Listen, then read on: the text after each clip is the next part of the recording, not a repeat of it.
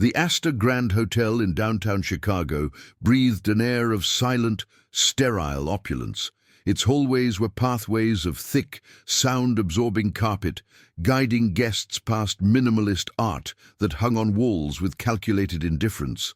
Soft, recessed lighting gleamed off polished marble floors, reflecting a world of restrained luxury where everything had its place, especially the people.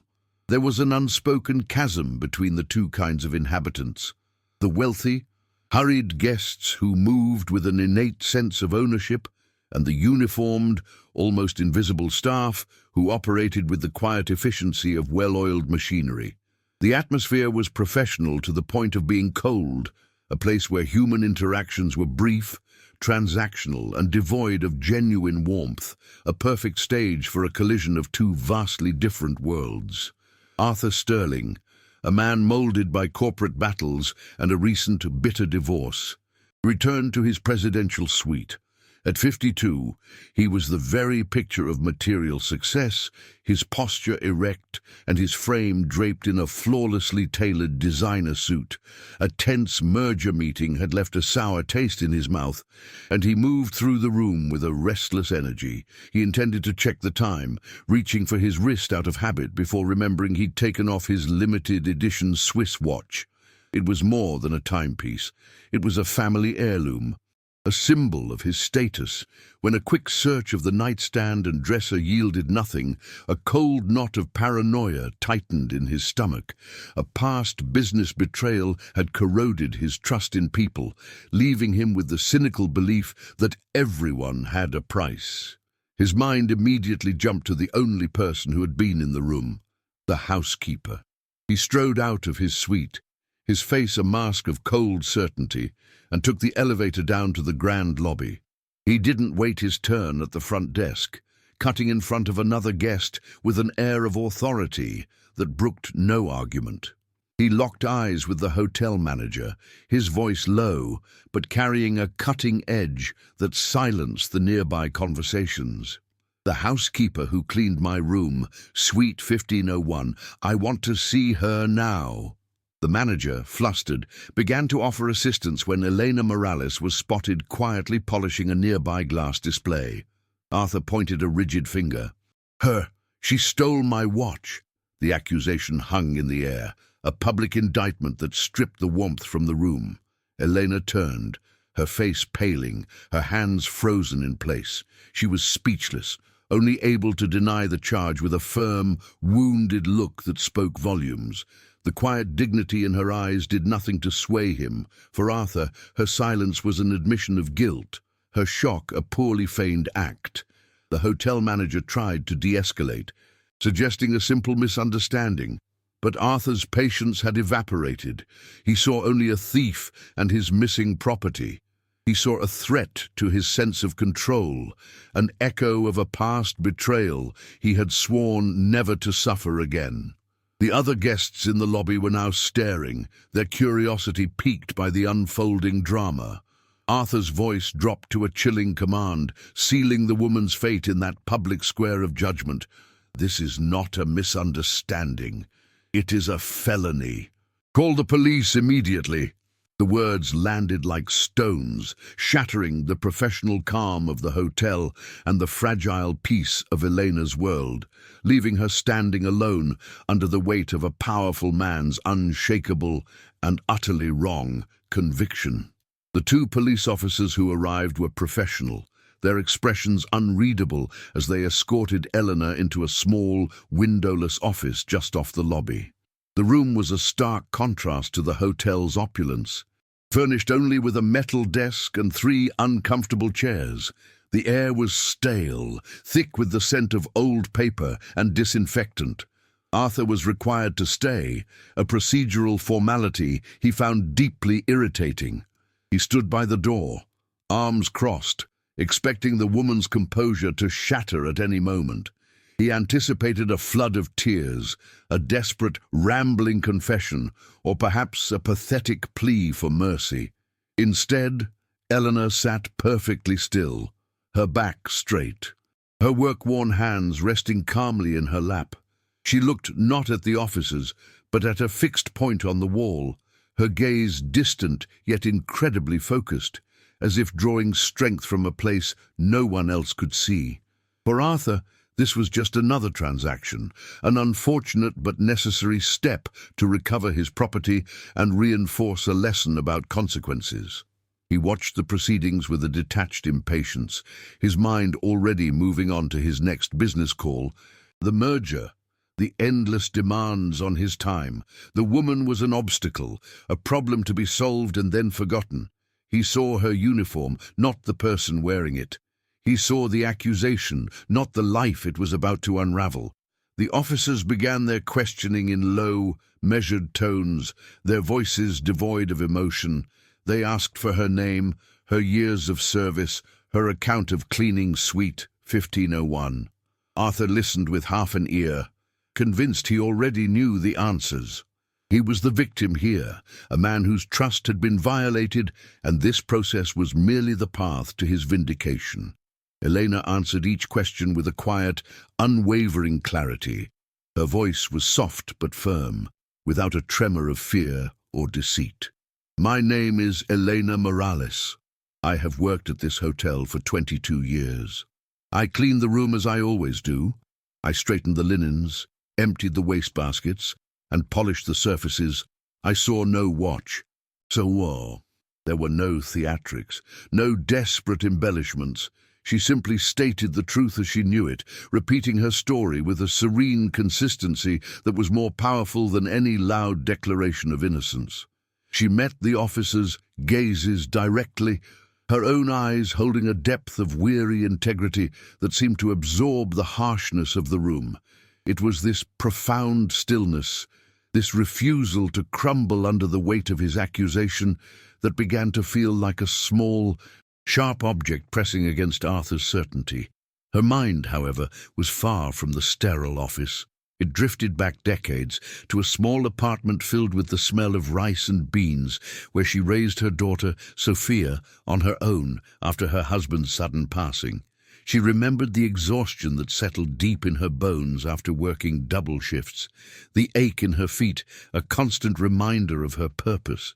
She recalled saving for months to buy Sophia her first bicycle, the pure joy on her daughter's face, a treasure more valuable than any Swiss watch. Her life had been a testament to quiet labor and unwavering honesty. She had taught her daughter that your name, the reputation you build with your own two hands, was the only thing you truly owned in this world. It was a legacy of dignity, passed down not through wealth, but through character. That legacy was now being threatened by a man who couldn't see past the price tag of a material object. For 22 years, she had moved through these opulent hallways like a ghost, her presence acknowledged only when something was needed. She had found lost wallets and forgotten jewelry, always returning them to the front desk without a second thought. Her actions guided by a simple, unshakable moral code. Her reward was never praise or recognition, but the quiet satisfaction of knowing she had done the right thing. It was the bedrock of her identity. This accusation wasn't just about a missing timepiece. It felt like an attempt to erase her entire life's work, to paint her as something she had spent a lifetime proving she was not. It's in moments like this, when a person's entire world is threatened by a single, powerful voice, that we are reminded of how fragile a good name can be. You wonder how many other stories like Elena's have been silenced, their truth buried under the weight of assumption. If you believe that every story of quiet dignity deserves to be heard, subscribing to our channel is one way to help us continue to bring them into the light. These are the narratives that remind us of the strength hidden in the most unexpected places, and your support helps ensure they are never forgotten, providing a voice for those who are so often rendered invisible by the world around them, their integrity, their only defense against a tide of prejudice. As the questioning continued, Arthur found his gaze fixed on Elena's face. He saw the fine lines etched around her eyes, not from deceit, but from a lifetime of worry and quiet smiles.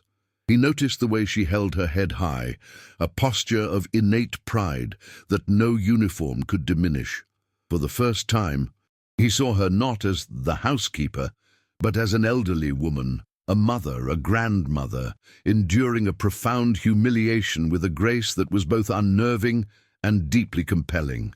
A sliver of doubt, cold and sharp, pierced through his armor of self-assurance. Her composure wasn't the practiced calm of a seasoned liar. It was the profound stillness of someone who possessed a truth so absolute that it needed no defense. The image of her steady gaze triggered a memory he had long suppressed. He was back in a different sterile room, a boardroom, staring across a polished table at his former business partner, a man he had trusted like a brother. He remembered the look in that man's eyes as the betrayal was revealed, a shifty, nervous glance, a stark contrast to the unwavering clarity in Elena's. That past wound had festered inside him, poisoning his view of the world and convincing him that everyone was driven by greed. He had built a fortress around his heart, its walls constructed from cynicism and suspicion. Now, watching Elena, he was forced to confront a terrifying possibility, that in his desperate attempt to protect himself from being a victim again, he had just become a villain. That feeling, the one that whispers to you that you have made a terrible, irreversible mistake, is a powerful force for change. It's a turning point that can shatter your perception of yourself and the world. We all face moments where our certainty crumbles, forcing us to see the humanity in those we have wronged. Sharing these profound journeys of self-reflection is so important, and your support in subscribing makes it possible for us to continue exploring these complex emotional landscapes. Every story is a lesson in empathy, a chance to understand the struggles and triumphs that connect us all, and with your help, we can keep these vital conversations going, one powerful narrative at a time. The immediate external consequences began to unfold with bureaucratic coldness. Following protocol, the hotel manager placed Elena on unpaid administrative leave, pending the outcome of the police investigation. The news spread through the staff corridors like a chilling wind. Whispers followed her as she collected her belongings from her locker.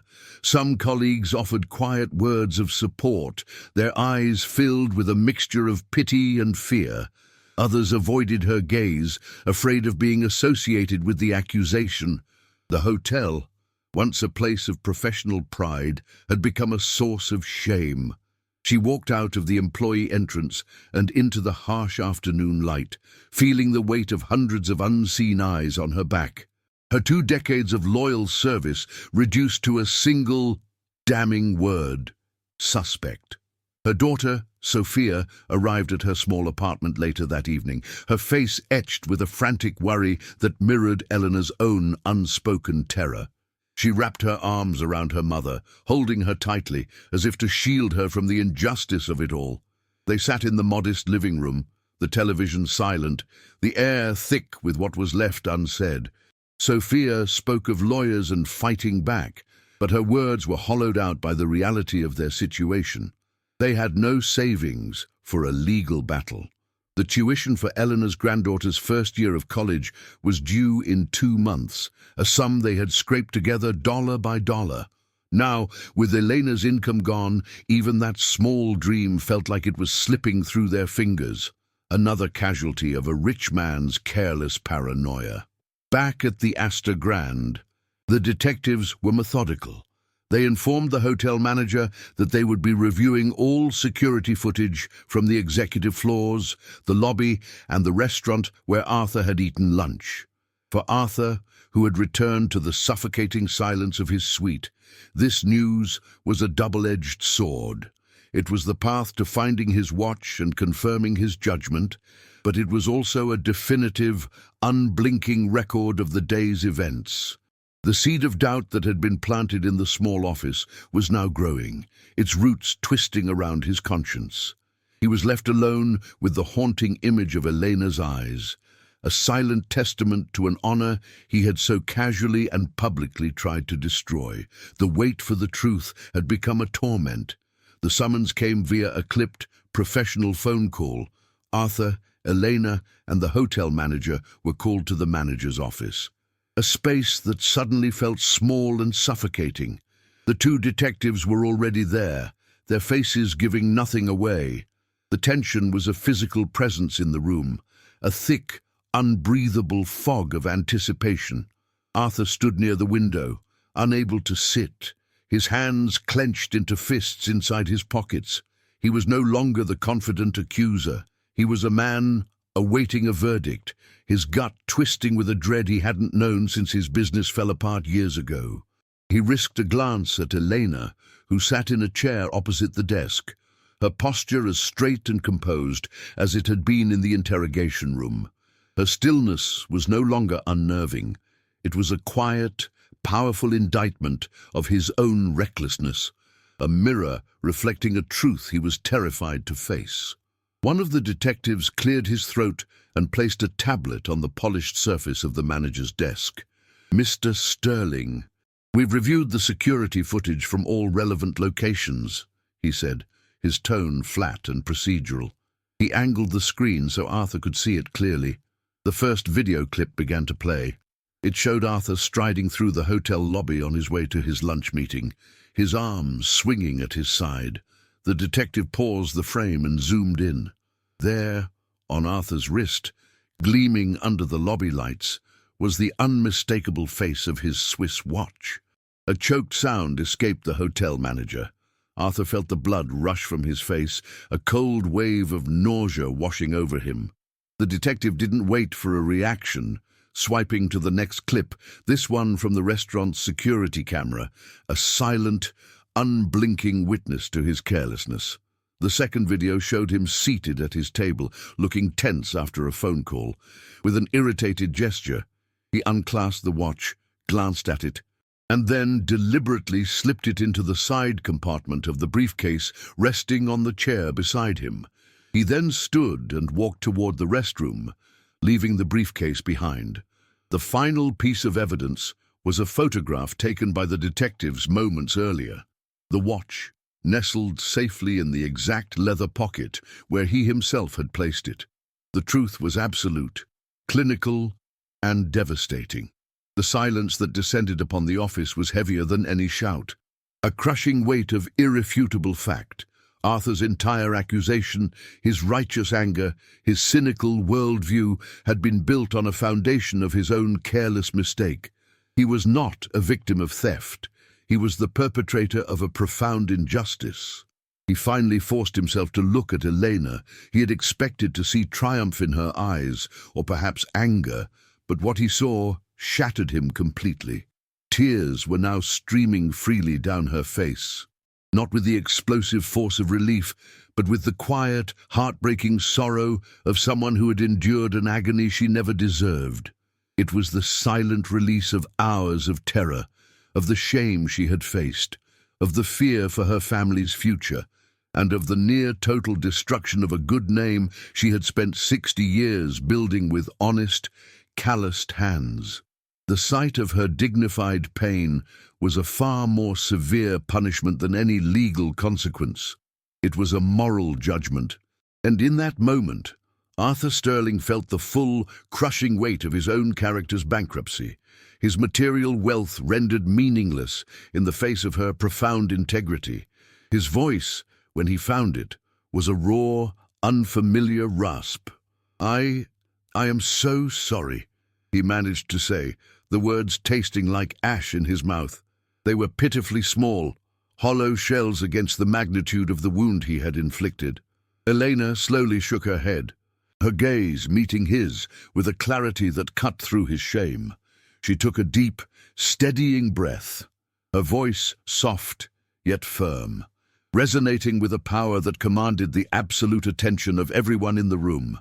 "Mr. Sterling," she said, her tone devoid of malice but filled with an unshakable truth, "your watch has a price. My dignity does not. That is something you almost took from me forever. The words struck him not as an accusation, but as a profound and devastating lesson, a final definitive statement on the nature of true value, delivered by a woman he had tried to ruin. The next morning, Arthur stood before the entire assembled staff of the Astor Grand Hotel, not in the sterile manager's office, but in the grand ballroom where galas were held. The air was thick with tension and curiosity. He looked different. The sharp, arrogant edges of his demeanor had been sanded down, replaced by a profound, visible humility. He looked directly at Elena, who stood with her colleagues, and then addressed the crowd. His voice, clear and steady, held no trace of his former authority, only the weight of sincere regret. He recounted the events of the previous day, not sparing himself any detail of his paranoia and prejudice.